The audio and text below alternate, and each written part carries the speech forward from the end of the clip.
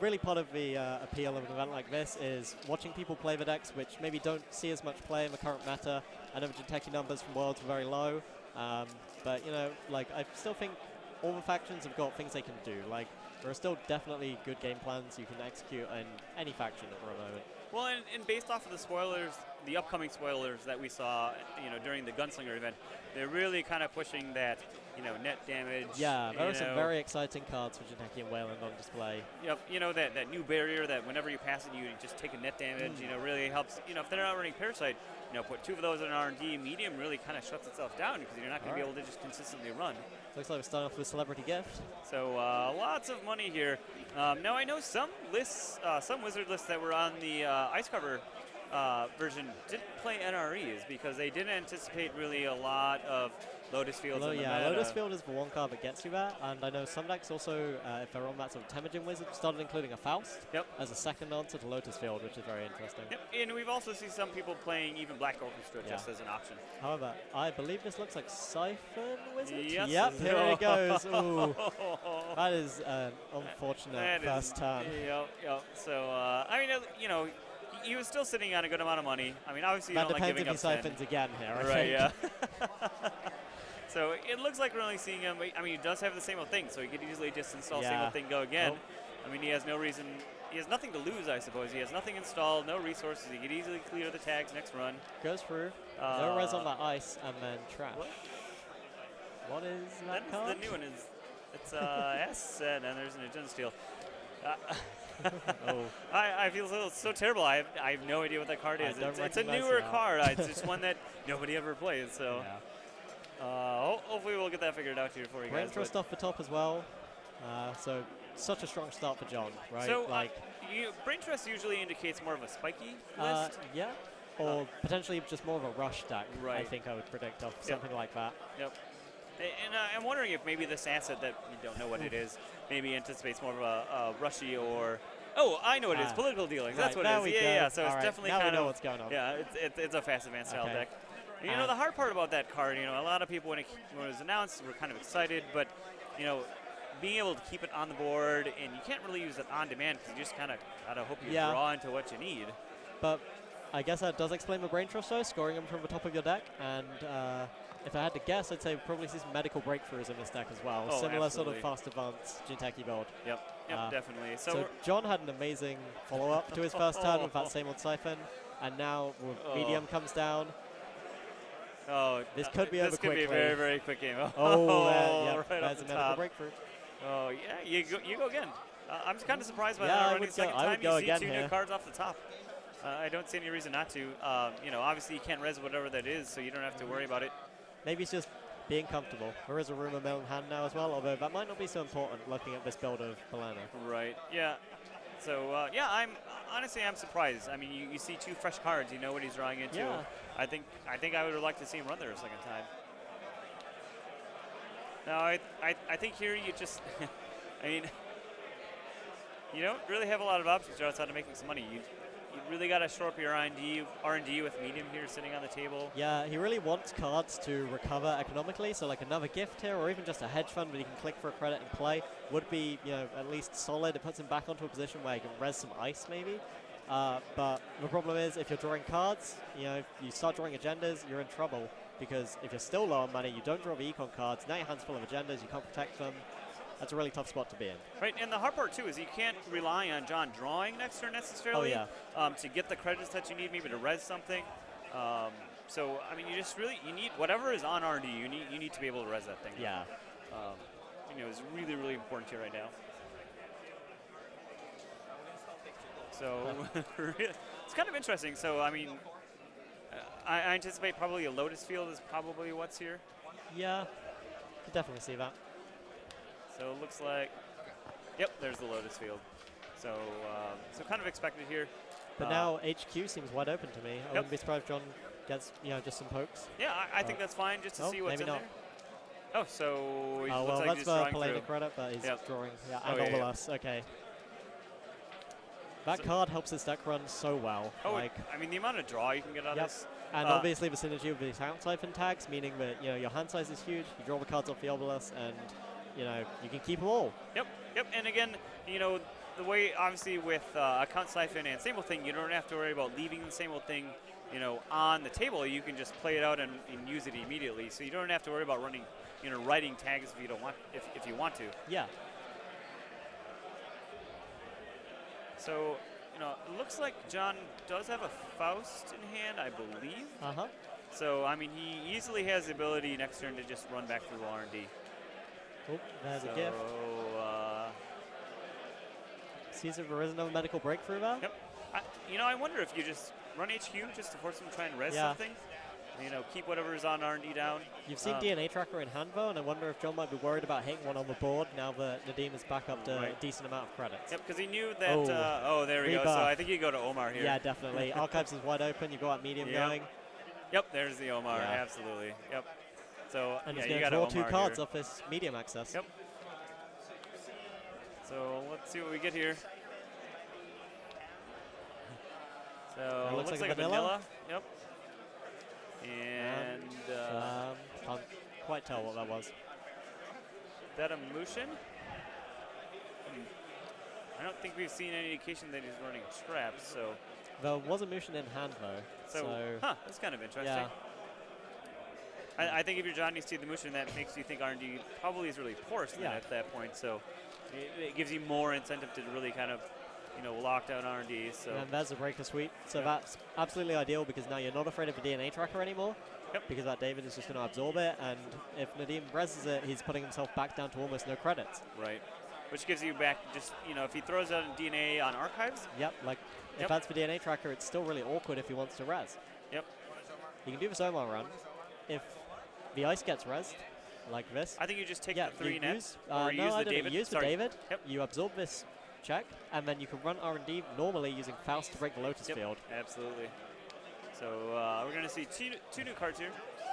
So looks like a gift. And a Bastion. Yep. Draw 3, though. It's an interesting card we've seen come back into popularity because of Paperclip. Yeah, Paperclip has sort of forced us into this weird situation where single subroutine barriers or low-strength multi-subroutine barriers are the only sort of efficient ones. Right. Because they don't get break. They're the least efficient for Paperclip to break, right? I mean, we've even seen to the point where even some HB lists just aren't running Eli anymore. Yeah, I've seen Bastions and Wall of Statics and HB lists. Yep. I mean, it frees up that 3 influence, and it's it's only 1 credit more, but it's not it's not a porous ice. And maybe you go up to maybe you're on a full 3 Architect. Right. Yeah. Yep. So so maybe you splash a DNA tracker. Yeah. Exactly. Right. So I think he has does he have a spoon in hand? He might do now, but he just wants to find out what's in HQ and what's protecting it. Yep. And again, forcing Nadim back down to 1 credit here. Yep. Controlling the econ is such a huge part of these decks. Yeah. You know, being able to run where you want to go by forcing them to awkwardly res ice where they don't necessarily Definitely want to. a cutlery card in hand, and if he does have spoon, then R&D next turn can just be hit over and over again. Yep, absolutely. So we're going to take a book in hand. He knows there's at least one agenda there from the celebrity gift he played out earlier. So we'll see if we can get it here. Yeah, there's a breakthrough still in there. Yep. Looks like he Jackson still fine. Yeah, I think you trashed that. I think it's okay. No more Whizzard credits, of course. But being on Faust, I don't think you have to worry about too much about your econ right now. Yeah. So I wonder if you just take a purge here, take an opportunity to kind of reset.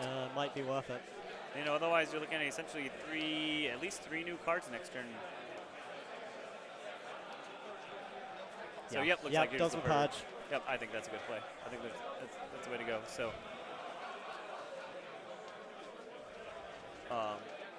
So I would probably okay. So I wonder if we're just going to run an R&D, just build up a counter again. Yeah.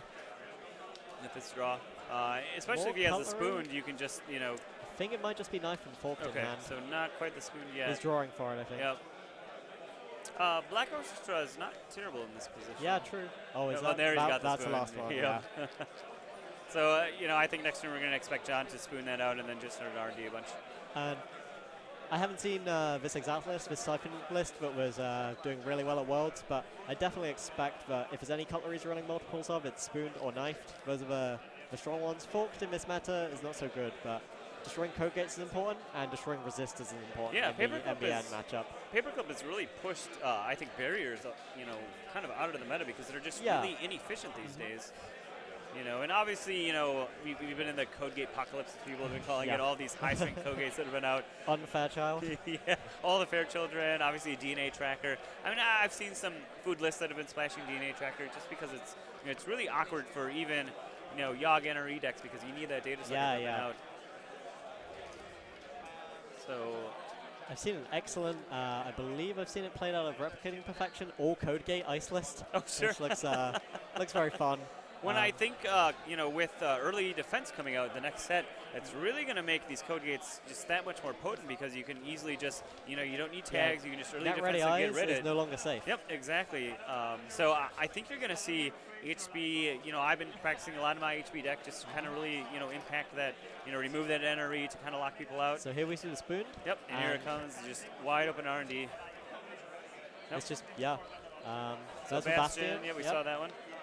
But this just means that John can reset that medium up to as many counters as he wants, effectively. Yep. So I think that's good here. Just run it, you know, a couple times. Yeah, you get rid especially of when you're trashing June bugs off the top. Yep. You're getting to see fresh cards every time. Gamble. Yep. And Agroplex, I believe you know, I think you leave it because I think it helps your medium. You don't want to pay 5 credits to trash it either. It's a quite expensive card. When it helps your medium because they're drawing 2 cards now instead of 1, so they're cycling that too. faster. And you don't complain about drawing the extra cards, especially with Faust in play. Oh, absolutely. I don't think that Nadim should res that Agroplex if he draws it. No, I don't think so either. So kind of an interesting decision to kill off the vanilla there. Yep. I don't know. Is he going in for the full access, or is he just going? Going, it looks like he's going in for it. Yep. Yeah, he's. I don't know. Nope, looks like it just bounces. Yep. Yeah. So it's kind of a curious play. You know, killing the vanilla. I don't know if he's trying to just get it more open for Siphon later. Yeah, that might be it. So I think.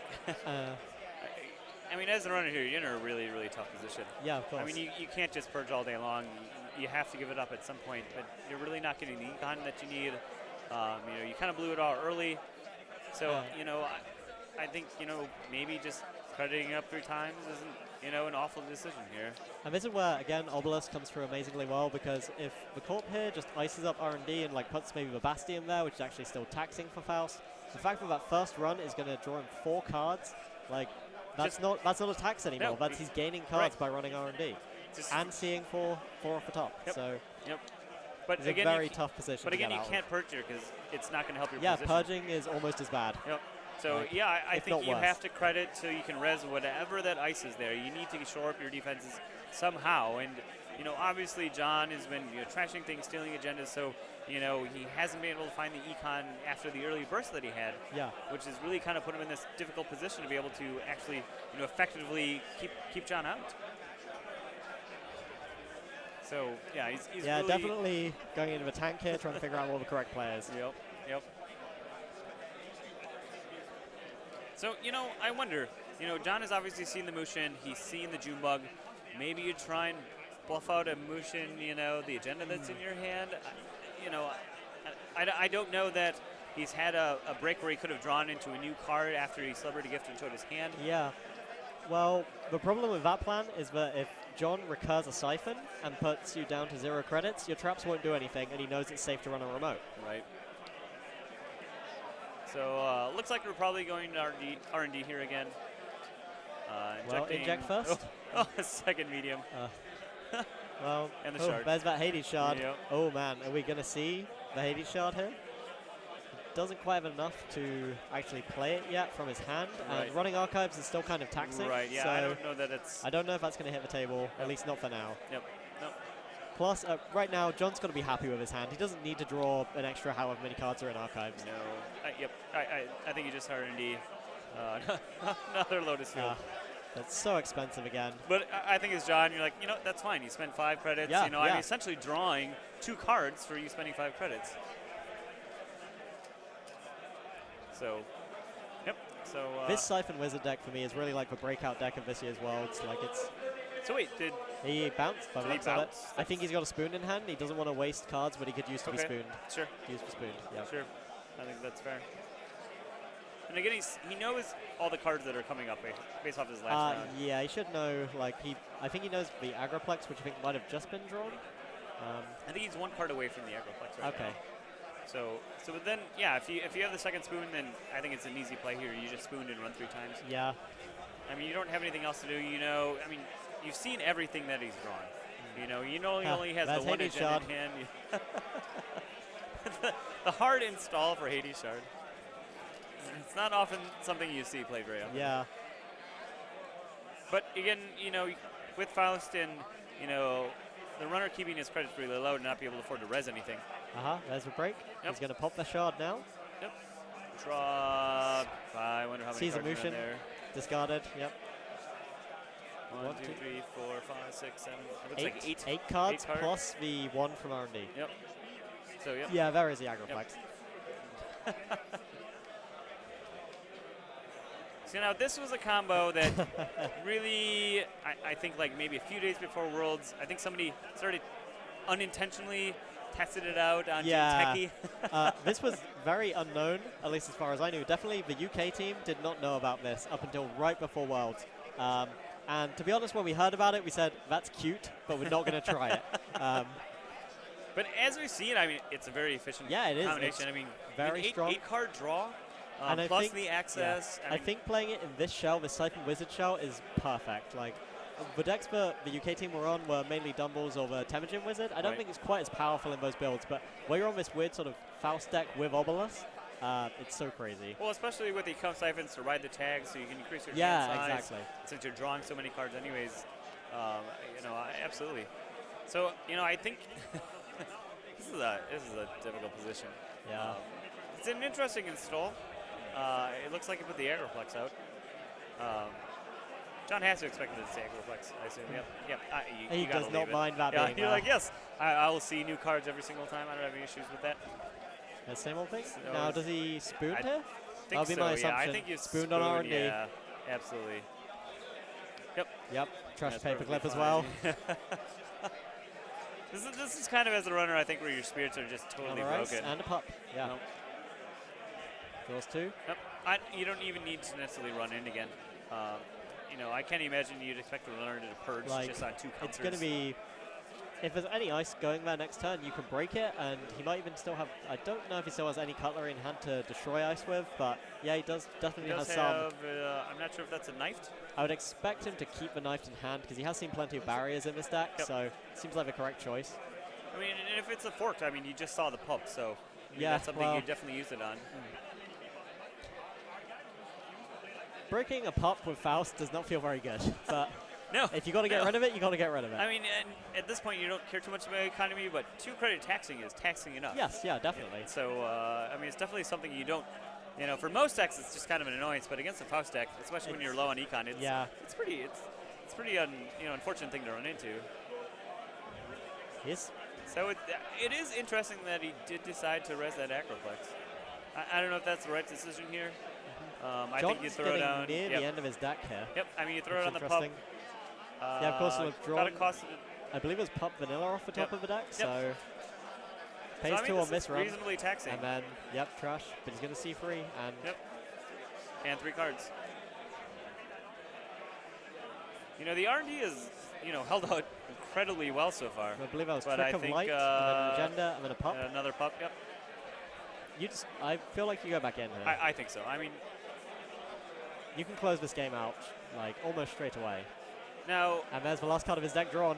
He's got all the way through it. This list doesn't run a levy then, does it? No, it does not. So at some point he runs out of fuel, I suppose. That's true, but remember, he still has those normal breakers. So he has Black Orchestra and Paperclip.